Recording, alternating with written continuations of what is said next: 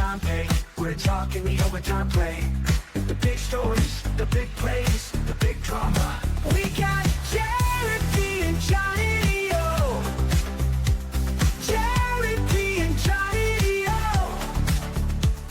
Jared P and Johnny O. Jared P and Johnny O. And John Johnson. I'm not a singer. I'm gonna add him in on that. That was pretty good. That was good. That's pretty bad. It's catchy, isn't it? It is catchy. Yeah. I keep telling Jared to make it's only 34 seconds. I say make it 5 minutes. Really That's tick right. off all the people. And then Keep them hooked. It's a good one. And then we'll talk to our guest for up to 2 minutes. No. Welcome to Overtime with Jared P. and Johnny O. Special guest from WXII, John Johnson. I got two Johns, two Johnnies, Johnny and John. Yeah. And I've seen you on TV. You do great work with WXII. I have some friends over there, and appreciate you coming on. We're going to cover the Panthers. You know, preseason football is now, technically next month. It's exciting. And also some of your favorite sports stories that you've covered, and we'll talk some 4th of July things as well.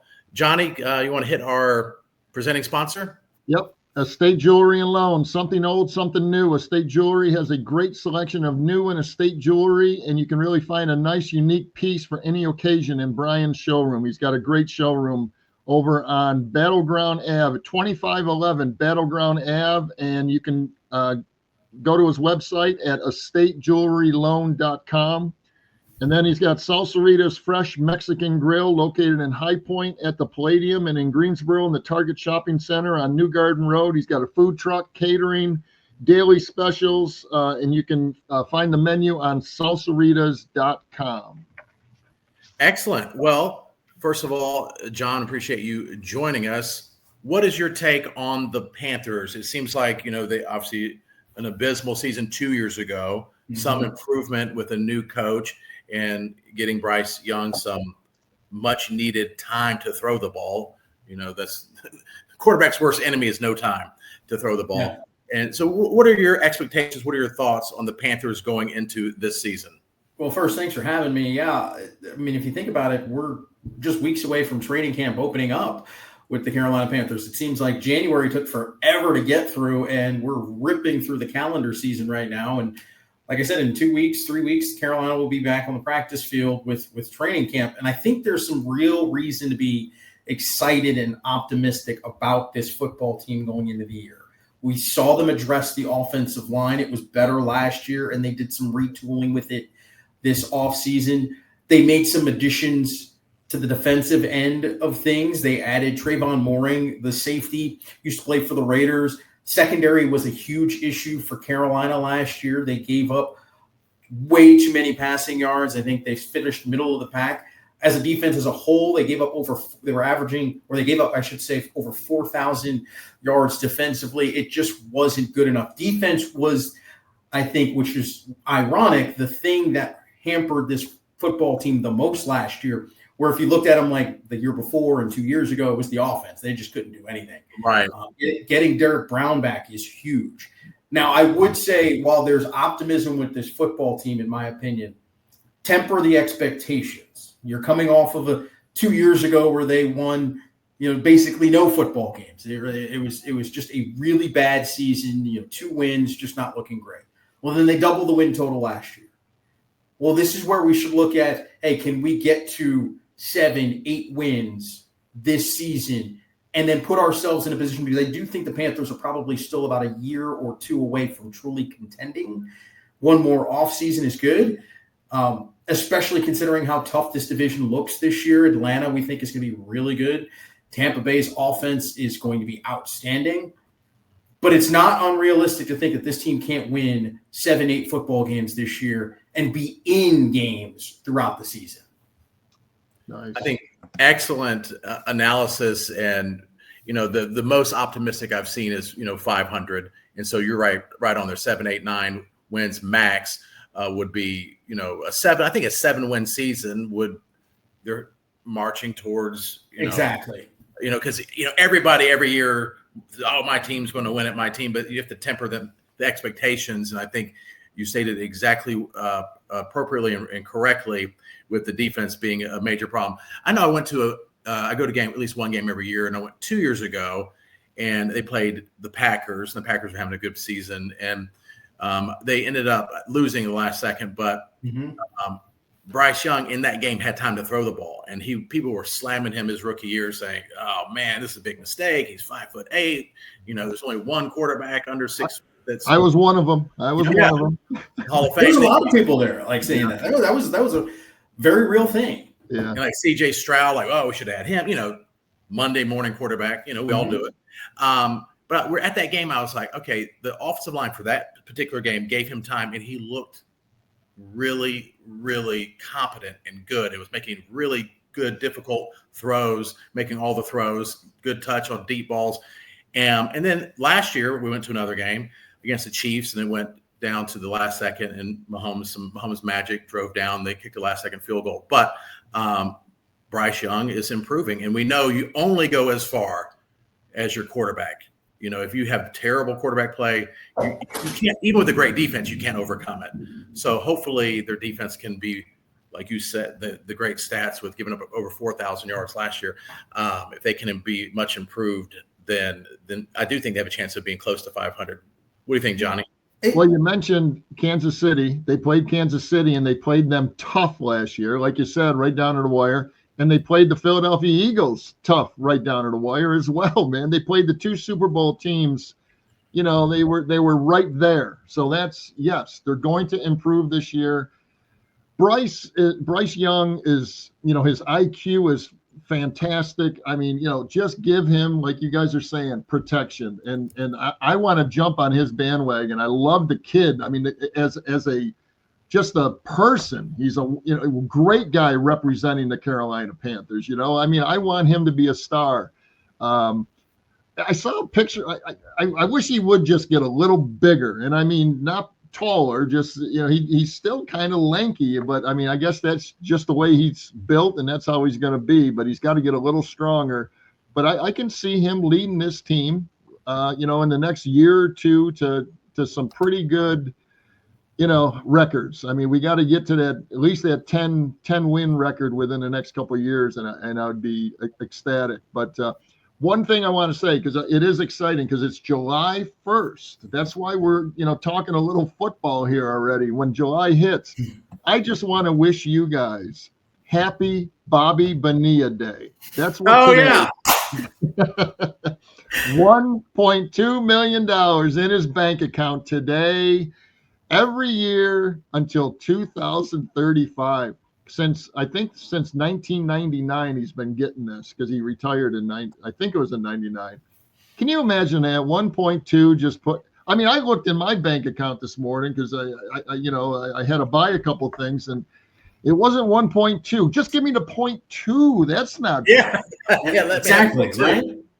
Bobby doesn't need it. Share the wealth. Spread it around a little bit. But that is so cool. I love that kind of stuff. Every year everyone brings that up. It's really kind of cool. And only 53 days to college football. Think about that. Their opening game for college football is only 53 games, and the NFL is 65 days away. So that'll be quick, and I think we'll be ready to go. And my defending champion Philadelphia Eagles will be ready to defend their crown again this year. And I was talking to John earlier, Jared. Yeah. He's a Commanders fan. He's a big time Commanders fan. Yeah.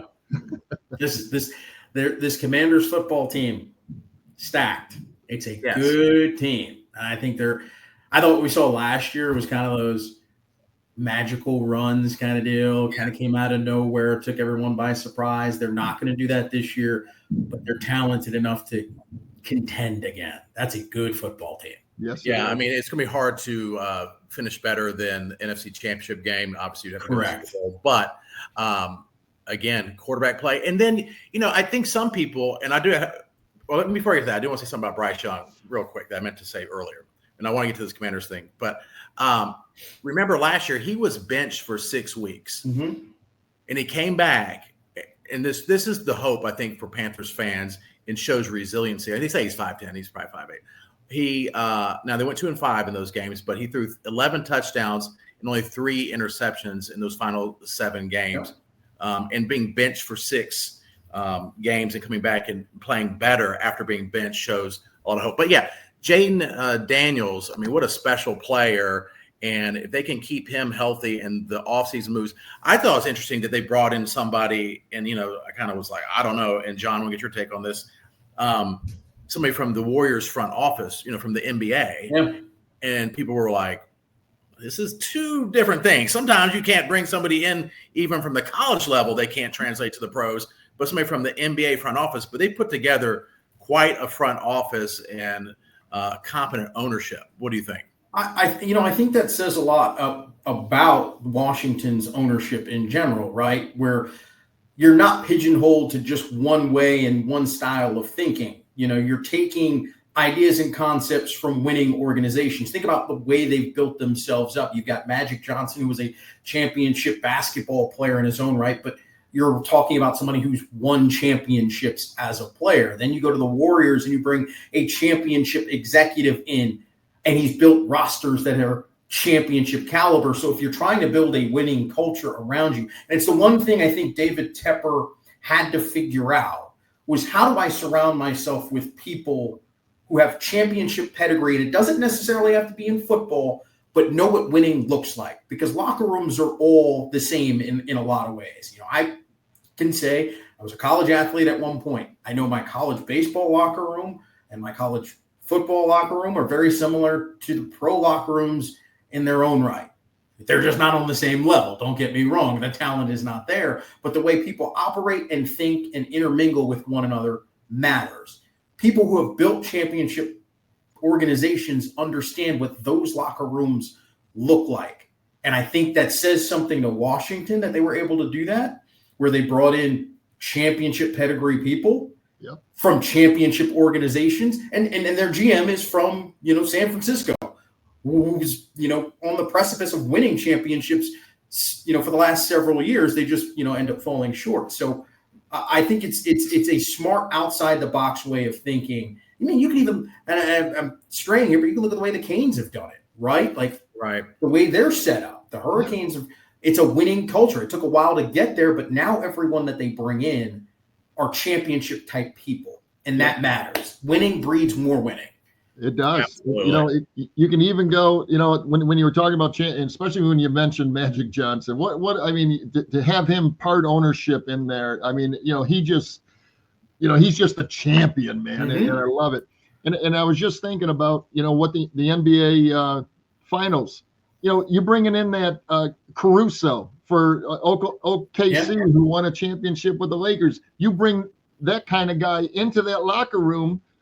Not only is he a hell of a basketball player, but it's all about, what he brings to that locker room and talking to the younger guys, because that's a young team. Yeah. It means a lot, man. It's good stuff. Leadership matters, right? Like winning leadership matters. And those that have won know what it looks like. But I didn't know that this was going to turn into a Washington Commanders show. You're outnumbered. John, do you have any other sportscasters that are Eagles fans? Yeah. Maybe I can invite them next time. Unfortunately, I tend to keep those far away from me. Smart. So no. We can all agree that we are enjoying the Dallas Cowboys struggling. That's something we can all agree on. We can all agree on that. And then kind of an abysmal offseason as well for the Cowboys, or at least not flashy. All right, before we get to some of John Johnson's, maybe some of the favorite sports he's covered or events or experiences just in the sporting world, we want to thank our other sponsors, Surf Hippie Fishing, surfhippiefishing.com for all your fishing gear, tournaments, the fishing rod holders. I mean, they do it all. Fishing carts, Surf Hippie Fishing with a PH.com, Elite Performance Chiropractic. Former NFL player Jeremy Phillips, former guest on the show as well, is now the chiropractor there. 2 locations, Greensboro and Winston-Salem. Get you back better than ever with techniques he learned in pro locker rooms. Johnny, who you got? Schenck and Torrance Insurance, located in Greensboro, but they serve the entire Triad and state. Brian Torrance, he's been my insurance guy for over 20 years. Specializes in personal insurance, including auto, homeowners, and life insurance. You can reach him at 336-310-1320 for all your insurance needs. And then our buddy over at Tee It Up Indoor Golf on Battleground Ave, Davis Troxler, the owner. He's got 3 new simulators with over 100,000 golf courses. You pick the golf course, and he's really got a neat little shop over there, and he's got a full golf store in there as well, and he sells beer and soft drinks and all that kind of good stuff over on Battleground Ave. That's it. All right.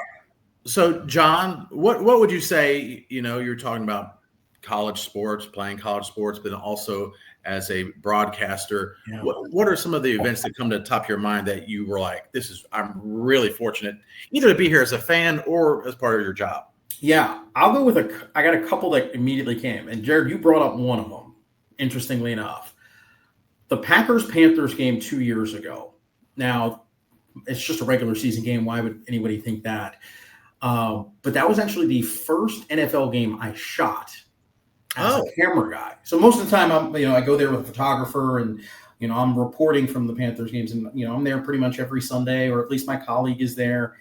But that Sunday I went down there by myself. Now I've shot college football games before, but that was the first game on the sidelines where I shot the game for our video and then, did a post game, wrap it in the locker room. But the speed at which the game is played when you're on the sidelines filming is something I can't describe in person. Like, you almost just have to be there. And it took me a couple plays to kind of get in the flow of things because it's faster than college football. And then to watch the way Carolina played that day and to watch what I thought was Bryce getting it was really cool to see to watch him go back and forth with Green Bay and their passing attack and where their offense was going. And in that game, I had a touchdown pass a couple of them that came right in front of me. So that was a really cool one where it was like I'm working the scene, behind the scene that most people wouldn't see. That was just a cool first-time experience. I would also say, my next one is, since being here in the Triad, I've been here 4 years. I've covered 3 Final Fours in 4 years. Wow. Yeah. My first year is probably the one that everyone would remember that sticks out to me the most. That's when Carolina played Duke. Oh, my God. Four. Yeah. And I was in New Orleans for that. And it was made even better because my college teammate, best man in one of the groomsmen in my wedding, lives in New Orleans. So we got to hang out, and I was there for, pretty much a week, enjoying the history that was going to take place between Carolina and Duke. And it was just a great basketball game.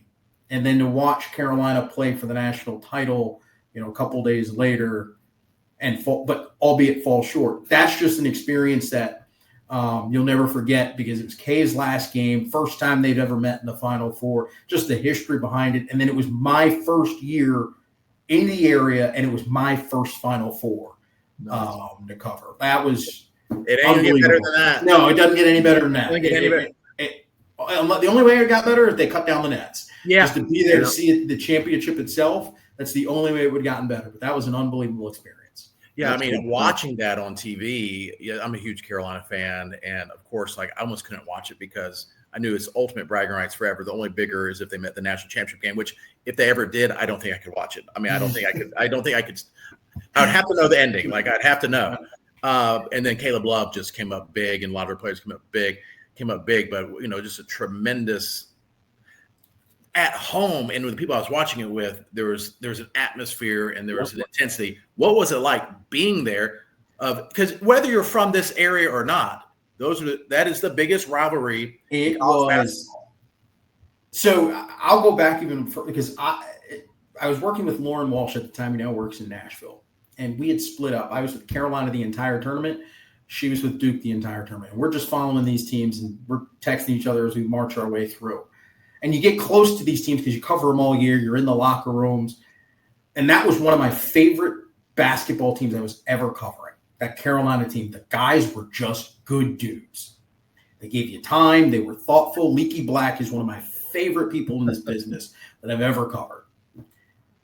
That game itself, I can't even describe how intense it was because you knew it before the ball was tipped. You could see it in the guys' eyes leading up to it. All the media press, events that we had beforehand, they're trying to stay as loose as possible. But the Carolina boys knew what this game meant because they knew it was an opportunity to send Kay home in the Final Four, and they potentially could end his career. For the Duke guys, it was, we've got a chance to send Kay home with eventually a championship. Yeah. And they hate each other more than any other. I don't care how Hubert Davis likes to say, all the rivalries are the same. That is not true. No. That game just meant more. And you could feel it in the arena where everyone was on the edge of their seat the entire night. And then the game lived up to the expectations. Every play mattered. Guys were diving, for loose balls.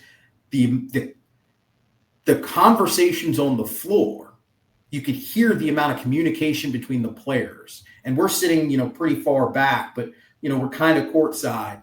But you could it's a communication level I hadn't heard before because they were that locked in, that intense. It's great. It was the type of thing that, your hair kind of still stands up when you think about what that game meant, being in that arena, watching it happen, and then it living up to every bit of it. And then if you were a fan of the teams, that was, get your nitroglycerin pills and hang tight. And your Pepto. What made that game even more intense, being a Final Four game, was Carolina dumped Coach K and Cameron in his last game too. So Yes. that added to that game, and then they do it again. That was incredible. It really was. And then they blew a 8-point lead in the first half to Kansas, which I'm like, and lose by 3 in the championship. That would have been the most magical run in Carolina basketball history if they could have pulled that off. Because you really would have remember, John and Johnny. I was at that Wake Forest game earlier in the year, and they got thumped by Wake Forest. And they were not a tournament team at the time. And then they went on that magical run. And whether you're a fan or not, it was fun to watch. It's those runs, like you said, they looked terrible a month before, and then when a team goes on a run like that, it nothing's better. Hey, let me piggyback on your Green Bay Carolina Panther game. Okay, I ran my own sports magazine for 10 years here in town. I had the privilege. The Panthers treated me like I was in the business for years. For my first 4 years, I was able to be down on the field and up in the press box for Panther games. Down on the field, I did not realize. I'm a baseball guy, and I knew it was going to be a thrill and all that. Basketball, football, watching, like he said, Jared, the speed and the hitting and the noise. The game of football, after I went, was down on the field watching these guys, these pro athletes just demolish each other, shouldn't even be played. I'm serious. It's barbaric, man. Now I love it, but it's unbelievable. Jared, down right there, like you were, John, and you see a hit and they're flying by you, because I had the camera, I was taking pictures for it. Absolutely the biggest thrill of my life, to be honest with you. It was incredible down there. Absolutely. So I know what you meant. And I want to share, if we're going to just share real quick, sports moment, I have to give Johnny credit because, morning show, we're top 40. We don't cover sports. We'll cover scandalous stuff. We cover silly stuff that happens in sports. And of course, Super Bowl, we do the Super Bowl bet every year. But, we do, more topical relationship type stuff and fun, silly, joking around type of things. But Johnny asked, I guess, listen to the show. And he said, hey, you want to write from a magazine here and there? I get you credentials. And that, in my mind, blew my mind. I was like, wait, you can get credentials to like everything? Mm-hmm. And he got me credentials to go to the Hornets game, or I guess Bobcats at the time. And it was one of Kobe Bryant's last years. He's probably 5 years left. So he was still like in his prime. And I think it might have been a year they won a championship. But sitting courtside, like sitting actually on the court and watching Kobe Bryant go to work, who, to be honest, I'm a Kobe hater, or used to be a Kobe hater, but watching him up close was just like, you're like, okay, you're watching one of the greatest to ever do it, and you're right there. Mm-hmm. Sports are special. They're even more special when you have access for sure. Yeah, good stuff. Great stuff, actually. And just so you know, Jared, you know how I always have to throw in a little Syracuse spice in every show. I think this is show number 48. I got to always mention it. This gentleman next to us right here spent 5 years in Syracuse working for Spectrum News, man. So he's got that Syracuse flair too. We lived in Liverpool, New York, right outside a suburb of Syracuse. Johnny Bartley says his parents live in Liverpool still. So they used to. They used to. Yeah. So we've got our Hyde's hot dog connections. One of our go-to spots there. It's the best hot dogs you'll ever have. I'm not going to lie. Liverpool and Syracuse. Postabilities, one of the best places to eat downtown. We missed that. Their hot potato oil. Grimaldi's. Also excellent. Yeah. We could go on forever. Jared, you would love the food there. That's for sure. I don't like Jim Boeheim, but I do like food, so that's fine. I tell you, Jim was my introduction in the locker rooms and interviewing coaches and players, and I always said he made me better. Oh, I'm sure. Because Jim was tough. You never knew if he was going to take, before you got to the podium, you never knew if it was going to take him 5 minutes or 45 minutes. Wow. You never knew. And he had a thing about him. You needed to, if you were going to be there, ask questions and get to the point. Yeah. And don't take it personal, but if you can ask a question to Boeheim, you can ask it to anybody. And I learned it very early in the business in my life. And as much of a curmudgeon as he could be, Jim made me better. So I always appreciated that with him. Oh, I like hearing that. That actually makes sense. Now, you mentioned food and you mentioned hot dogs. 4th of July is just around the corner. This will be posted before then. And as Johnny mentioned, July 1st, but I will post it later tonight. But what are your go-to? Let's start with you, Johnny, with your go-to 4th of July foods. Who's that, me? Yeah, you're Johnny. Me, Johnny? He's John. You're Johnny. Well, we just talked about Hyde's hot dogs. Okay, they're called the hot dog is made by Hoffman Hot Dogs in right outside of Syracuse. My go-to is that all-American type dinner, and that's hot dogs and a burger. I got to have a hot dog, probably 2 hot dogs, and a big old sloppy burger on the grill. Corn on the cob, just straight out. But then my folks have passed away, okay? But Mama O could cook like you would not believe, okay? And I try to duplicate it. But with the hot dogs and the burgers and the corn on the cob, I make Mama O's potato salad, and there is something different, man. There's something different about her potato salad. I think I have it. There's still a little something missing. She never left me the recipe, but I'm close. So the potato salad goes right along with those doggers and burgers. You do mayonnaise or mustard base? Both. Well, it's mostly mayonnaise, but I do put quite a bit of mustard in there as well. Love it. It's a good mix. All right, John, what about you? Real quick, the key to that is put a little sugar in that potato salad. Oh yeah, sweeten it up a little bit. Okay, yeah. Your mom's from the north. That sounds like a southern thing that you add some sugar, butter. Yeah, I love it. She got some flavor. What about you, John? So, it's a long day, 4th of July, so we'll have burgers and hot dogs early, but the real meal starts with the ribs. I'm a rib guy. So, and I was raised on the ribs from my dad, and I kind of learned from him, but then I took it and ran it in a little bit different way. So I like to grill my ribs nice and slow, and I'll use a smoke pack to start. So that's the first item that's up there. Then we have German potato salad. Now, I'm not a mayonnaise guy. I don't love mayo. So because of that, we flipped it in our household, and I'm a big German potato salad guy. The other thing we'll make is Greek pasta salad. Ooh, so Greek pasta salad's got the black olives in it, the Kalamata olives in it, a little bit of red onion, some feta, the pasta. You mix it up with a little Greek dressing. It can be homemade or not. That's on the side. And then we'll have corn. And I like my corn on the cob with Old Bay seasoning. Yes. A little bit of butter. I think that's the perfect 4th of July meal. Now, this year I'm going to throw a curveball. I'm actually going to smoke a brisket, but normally it's ribs for us. Jared, maybe we get an invite over there. You guys need to come on by. Johnson household is eating good. That sounds great.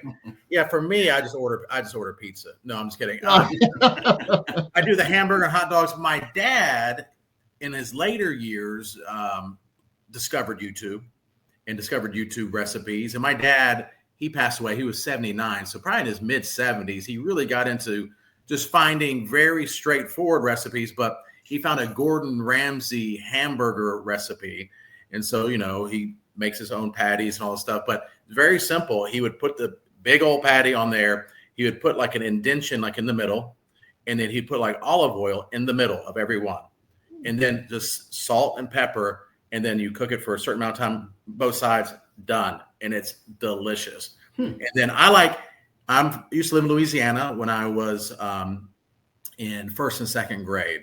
I've been in North Carolina since I was 8, but first, second grade, and in Louisiana where I lived, it was not uncommon to put mayonnaise on your hot dog.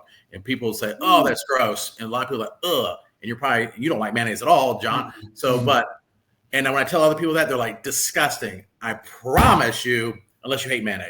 If you like mayonnaise at all, you put mayonnaise on the bun, and then you put the hot dog, and then whatever you want on top, a little bit of whatever. I promise you, mayonnaise on a hot dog, I'm going to try it. I'm going to try it. And then my mom does a broccoli salad, which I'm not a big fan. I don't normally think about it. It's so good. I don't know how she makes it, but it's delicious. And then, of course, potato salad. I like the mayonnaise base, but I'm not mad at if it's a mustard base. But yeah, so very similar. Good stuff, man. Oh man, I'm gonna try them because I'm a mayonnaise guy. Unfortunately, if I stopped mayonnaise and cheese, I'd be 110 pounds for crying out loud. But I'll have to. But John, I don't know about. If it's a crappy hot dog, I might put mayonnaise on it. If it's a Hoffman or Hyde hot dog, you got to have that spicy mustard on there. That's it. Spicy mustard. Ketchup should be banned once you become an adult. That's only for kids. I agree with you on that. That's funny. Oh, thanks. No, thank you for ketchup. Well, John, you've been, and I know Johnny will agree with this. And yes, you know your stuff. You're obviously talented, and we really appreciate your insight and spending some time with us today, and continued success at WXII. And good luck trying to top Carolina Duke in the Final Four. But you got a good gig going. And we seriously appreciate you being here. Thank you so much. Thank you guys so much for having me. Best success to you guys as well. You got it. Thank you very much. Great show.